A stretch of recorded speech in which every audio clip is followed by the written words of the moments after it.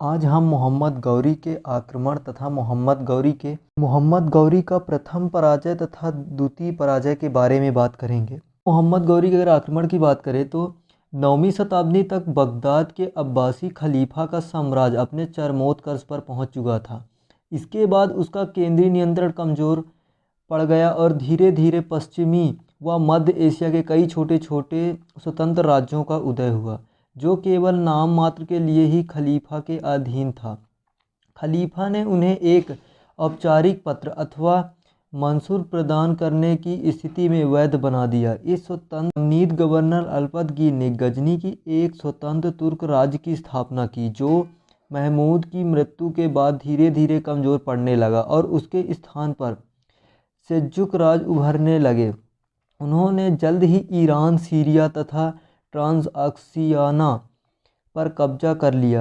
इन घटनाओं से गजनवी ताकत को धक्का लगा। वह गजनवी व पंजाब के हिस्से तक ही सीमित होकर रह गया। 12वीं शताब्दी ईस्वी में सेल्जुक की शक्ति को तुर्की कबीलों का एक गुट ने नष्ट कर दिया। सेल्जुकों के नष्ट होने से जो शून्य बना, उसे ईरान के ख्वारिज़मी और उत्तरी पश्चिमी अफ़गानिस्तान के और शक्ति को जन्म दिया और गजनी के सीमांत थे। ईरान पर ख्वारिज़्म की विजय शानदार रही। उसने गजनी और लगभग समूचे मध्य एशिया तथा ईरान को अपने अधिकार क्षेत्र में कर लिया। इन परिस्थितियों में गौरी के लिए ख्वारिज़्म ताकत की कीमत पर विस्तार करना संभव नहीं था, इसलिए उसके लिए अब भारत ही विस्तार की एक संभावित दिशा बची थी।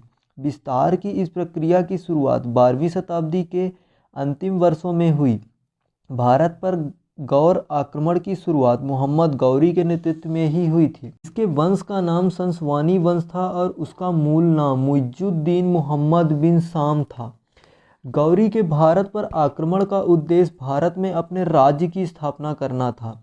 उसने पहले के अन्य आक्रमणकारियों से भिन्न ज़्यादा प्रचलित खैबर दर्रे के स्थान पर गोमल दर्रे के द्वारा सिंध के मैदानी भागों पर हमला करने का निश्चय किया। वह अपने को पंजाब की गद्दी का अधिकारी मानता था, क्योंकि उसके विचार में पंजाब गजनी साम्राज्य का एक भाग था। मोहम्मद गौरी का प्रथम आक्रमण 1175 ईस्वी में मुल्तान के ऊपर हुआ। वह गोमल दर्रे से होता हुआ मुल्तान पहुंचा। इस समय मुल्तान में करमाथियों का शासन था, जिसे मुस्लिमों के अनुसार विधर्मी माना जाता था। इस अभियान में वह विजयी रहा।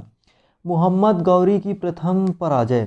अगर मोहम्मद गौरी की प्रथम पराजय की बात करें तो मोहम्मद गौरी को भारत में प्रथम पराजय का सामना 1178 ईस्वी में राजस्थान के माउंट आबू पर्वत के समीप करना पड़ा।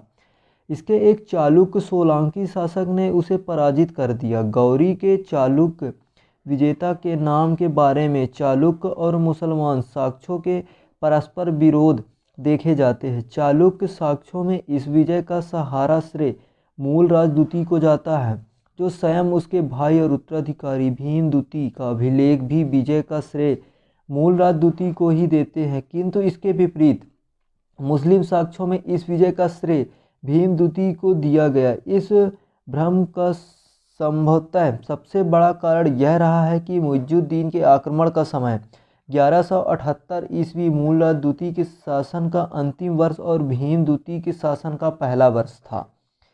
इस संदर्भ में यह सुझाव दिया जा सकता है कि मोहम्मद गौरी का यह आक्रमण वास्तव में मूल राजदूती के समय 1178 ईस्वी में ही हुआ था, किंतु मुसलमान के विरुद्ध युद्ध संचालन का भार उसे भीमदूती को सौंपा था। यही कारण है कि जहां भारतीय स्रोतों ने वास्तविक राजा होने के नाते विजय का श्रेय मूल राजदूती को दिया, वहीं मुस्लिम लेखकों ने यह श्रेय उसके सेनापति भीमदूती को दिया। अब मोहम्मद गौरी की दूसरी पराजय की बात करें तो मोहम्मद गौरी को भारत में द्वितीय पराजय का सामना 1191 ईस्वी के तराइन के प्रथम युद्ध में करना पड़ा, जिसमें पृथ्वीराज चौहान ने उसे पराजित कर दिया। तराइन दिल्ली के पास हरियाणा के करनाल जिले के सरस्वती नदी के किनारे स्थित है। कन्नौज के गहड़वाल वंशी शासक जयचंद्र इस युद्ध में अपने को अलग रखा, क्योंकि पृथ्वीराज ने उसकी लड़की का अपहरण कर लिया था, जबकि दिल्ली का शासक और पृथ्वीराज का भाई गोविंदराज राय पिथौरा के साथ था। तराइन के इस युद्ध में गौरी ने गोविंदराज पर भाले से एक ऐसा प्रहार किया जिससे उसके मुंह के 2 दांत बाहर गिर गए, किंतु वह स्वयं भी गोविंदराज के बर्छे से बुरी तरह घायल हो गया। मैदान छोड़कर भागने को विवश हुआ। यदि एक खलजी सरदार उसके घोड़े पर कूदकर उसने अपनी बाहों में छिपाकर संभालता नहीं तो वह गिरकर अपने ही सैनिकों से कुचल जाता। गौरी पराजित होकर वापस गजनी लौट गया। इस तरह मोहम्मद गौरी की प्रथम और द्वितीय पराजय निम्न प्रकार से रहे हैं। Tell me pretty lies, look me in the face, tell me that you love me, even if it's